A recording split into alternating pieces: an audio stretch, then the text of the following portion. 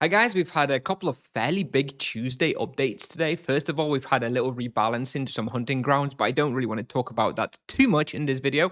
We'll cover that some other time. But second big piece of information, big update today is the new island of Targuna. And this is intended for level 8 to level 20. And you may think that's not very impactful, not very important, but there is a few quality of life things that come with it that are actually really, really good.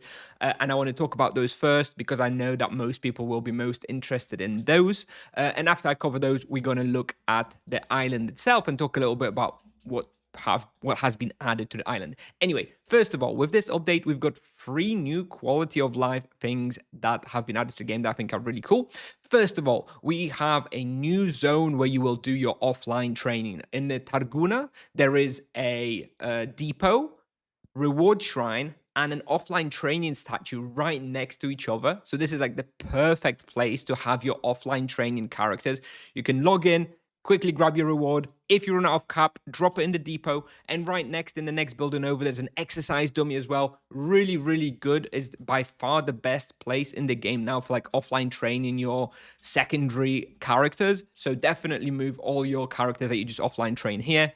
Excellent. In addition to this, there's also a couple of houses on this island, which means that, you know, if you have some benevolent players on your server, those should buy those houses, fill them out with dummies and make them public. That would be excellent as well. So everybody offline training can just use up their house exercise dummy. That would be great. If you're thinking about buying a house here, do consider doing that because I do think everybody will be offline training from now on this island. Excellent quality of life for offline training. Second of all, second item that is really cool, nice quality of life is a change where shared experience is now enabled by default for parties. And this is something that has been a bit of a pain point in the game for many, many years, ever since shared experience was added to the game.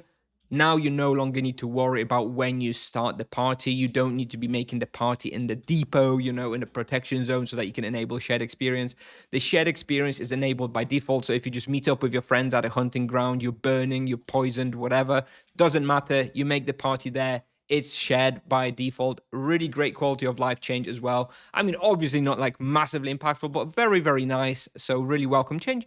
And the third quality of life thing that I've noticed is this change of the default loot value source in the Cyclopedia for new client installations.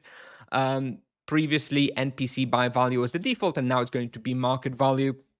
This is really useful since the weekly item deliveries were added to the game. This will flag it for you if you're not aware that something is very valuable on the market due to the weekly deliveries, because now it's going to by default use market values. So that's great. There are probably a few items that you might want to switch back to NPC buy value, but you know, that's not too important. I remember when the weeklies came out, I spent a lot of time going through every item in the game, setting it to like market value. Right now, they've changed it so that it's the default, so great quality of life. And anyway, this sums up the free quality of life changes that I think have been introduced with this new island. This offline training, shared experience, encyclopedia. So we can talk a little bit, just do a little summary of what the new area is like, because I've explored it, I've completed the full quest, so I can give you a quick breakdown of what there is. So first of all, there are 3 new hunting zones. Well, I suppose they are hunting zones for level 8 to 20. You can't really call them hunting zones for like higher levels because everyone just gets, you know, one shot. But you get 3 new hunting zones, 14 new monsters total. You've got 5 lizard type monsters, 5 pirate type monsters, and 4 fire elemental type monsters. Out of those 14 monsters, you have 2 which are very rare, which are kind of like a dire penguin, water buffalo, goblin leader type of situation where you have 5 kills in the bestiary to get 30 charm points. So that's a very easy 60 points you can get here. Those monsters have a singular spawn on the map and they have about a 7-minute respawn. So you can spend about 35 minutes just to get this 30 charm points. Very nice if you have a little bit of time to kill, basically 360 charm points. In addition to this, you'll also have 12 new monsters. I believe they're all 500 kill monsters. So that's going to be a little bit of new stuff for bounties and for weeklies. Those aren't too bad, most of those. So yeah, should have a pretty okay density.